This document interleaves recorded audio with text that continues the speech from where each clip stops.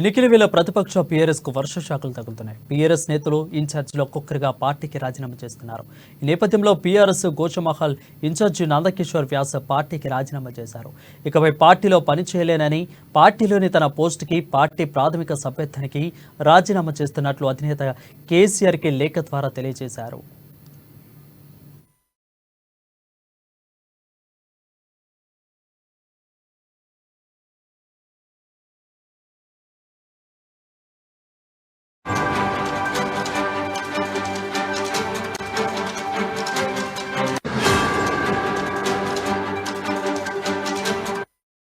Breaking news చూస్తున్నాం. ఎన్నికల వేళ ప్రతిపక్ష పీఆర్ఎస్ కు వర్ష షాక్ల మీద షాక్లు తగులుతున్నాయి.